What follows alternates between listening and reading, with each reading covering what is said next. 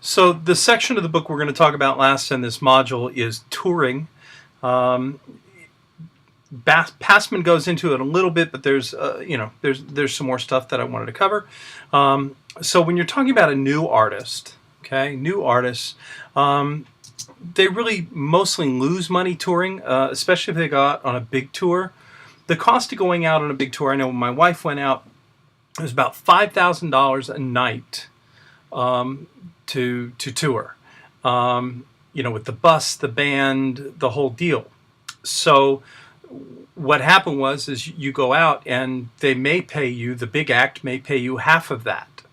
They're looking at it and saying, well, shoot, you couldn't draw this many people, so we're exposing you to 12 to 16 to 18,000 people a night.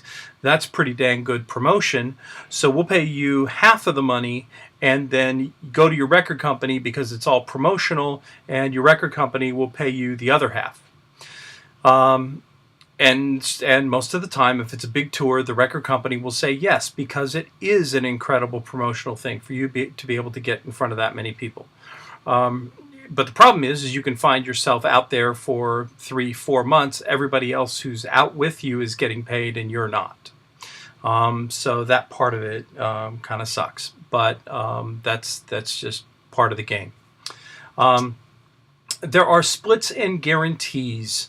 So as you move up the ladder, especially as you get into mid act or you're the headlining act, that there is a split of revenue and there are guarantees. So a concert promoter may say, all right, I will pay you $200,000 a night as a guarantee, and then anything over the guarantee, if there whatever money's left over, we'll split it a certain percentage. So that splits and guarantees. That's kind of how that works. If it's a superstar big time act, they may not even bother with a guarantee. They may just do the split. The other big thing that you have to determine when you're doing this is there are certain expenses that the promoter gets to deduct before you split the money. You want to agree on what qualifies as an expense. Because it's real easy to pad stuff and put stuff in there that can kind of squirrel away money. And Don Passman goes into detail on that, but you need to be aware of what is defined as an expense. Next thing, mid-level artists. Mid-level artists, they make money. They don't have the pressure on them that the big act has. And there's, so a lot of times there's 3 acts. The opening act basically is the poor act who's out there and just hoping to make a dime, if that, off of merch or other things. And then the mid-level act, can get $20,000 or more a night. They have some kind of a draw, so they add to the show in a way that they are rewarded. They may have a hit on the radio. They may have had a couple of hits on the radio. That puts them into that mid-level artist category. They make a guarantee. They don't get a split. Then there are heritage acts, which Don Passman goes into. If you get Bob Lefsetz's blog, he talks about that a lot. That would be the Eagles, Van Halen, Bon Jovi, things like that. He calls them heritage acts. And they don't do arenas like Chesapeake Arena. They will go into casinos, smaller halls, theaters, under 5,000 and under, places where they sell out. They charge a premium for the tickets, and they can make a lot of money. So that is another great place to be. Next, you have the superstar acts, the big time. You're talking the Katy Perrys, the Lady Gagas, who else is out there, who's just burning it up. They get a 90-10 split with the promoter to 85-15. So somewhere in that range where the promoter's getting 10% to 15% and the star act is getting between 85 and 90% of the money. Pretty cool place to be. Every band has a writer. You've probably heard about him. You can go on smokinggun.com and you can read a lot of them. Some of them are pretty funny. But basically your writer lays out, it defines expenses that the promoter is responsible for, the stage setup you need, stage size, lighting, sound, backline. And backline, if you're flying in from Nashville and going to Montana, you're not going to take a bus that far. That's going to be a fly date. Well, you're going to need drums, you're going to need amps, you're going to need stuff. And so that's backline. That tells you, and you get very specific, this kind of amp, this kind of head, this kind of drum set, set up like this. It's very specific. Also food. Can go for the snacks backstage. You've heard the famous stories about, green M&Ms and all that stuff. Hotels, all those various things. That's all in the rider. The typical contract for a date is 1, maybe 2 pages. And then the rider for a lot of acts can go on for pages. My wife had a very simple one. It was about 2 pages, 1.5 pages, very simple.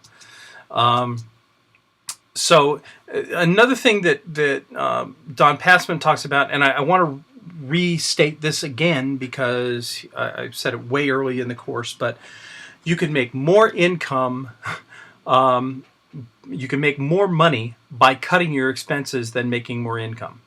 So when you're out on the road, I'll give you for instance, when my wife was out on the road, we were on a tour, we were on Kenny Chesney's tour, and the band would sleep on the bus, and then we'd get a hotel room every night. And so we'd get into whatever town, and at like 3 or 4 in the morning, my wife and I would get out of the bus, and we'd go roll into a hotel and kind of get ourselves set up, and then try to go to sleep for a few hours. And it was kind of draining, and we finally said, can we just sleep on the bus? And they said, oh, sure, and we saved that hotel bill every night, and it saved a lot of money. So when you can do that, because you've already paid your manager, your agent, when you cut those expenses, that goes straight in your pocket. So very important concept to understand and to know, and this works in your life as well. I struggle with it. I try to keep expenses down, but when you get rid of expenses, that's money after taxes, after commissions, after all that, and that's how you make more income, or make more money by cutting expenses instead of just making more income that you have to pay all the fees and taxes on. Next, we talk about merch. There's tour merch. You guys are probably familiar with it. A lot of times what you can do is you can get an advance. It's your choice how you set up the deal. They will offer you all kinds of different options, but a lot of people just go for a straight advance. And then you have to split with the venue. You have a split with the venue, and that can be hefty. Sometimes they want like 50%. But it's, a third to 40%. Want to know why t-shirts cost $25 or $30? That's why. So you got to split the hall fees, and there's also a split with a merch company. So you have to earn back in the same way, recoup your advance, and then once you get to that point, there's a split with the merch company. Some people just go ahead and they don't take the advance and they just do a split with a merch company from day one. It's up to you when you're negotiating your deal. There's all kinds of ways to frame it. And if you got a 360 deal, now you got your record company involved in that too, so it's just kind of crazy. But let's see, I believe that's all we've got. Oh, sponsorships. One of the big sponsors of tours is alcohol, beer, rum, tequilas, whiskey, you name it. They sponsor a lot of acts. It's great because it is over and above, doesn't affect your split. You're getting that money just on top of it. So the promoter gets none of that. That's just your money. That is bank. So when you can get sponsorships, that's huge. Other things that you get, and these are a lot easier to get, instrument manufacturers. A lot of times, I know the guitar players that were out with us got all their strings. The drummer got drum heads and sticks. When you start getting a little more buzz, the band gets can get amps and even and instruments, guitars, keyboards, microphones, all that kind of stuff. So, that may or may not come with money attached to it, but a lot of times it's just free stuff, which is never a bad thing. And then there's also clothing. There are people who do clothing deals. You guys have seen all that stuff. The big rappers are really big into that. And then there was a country artist who was sponsored by Sparkle paper towels, and she did the commercials on TV, and they sponsored her concert tour, and it put her over the top and made her a lot of money. So, depending on what you want to be sponsored by and what you want to be associated with, that can be a great deal. And I know that's all we got for today.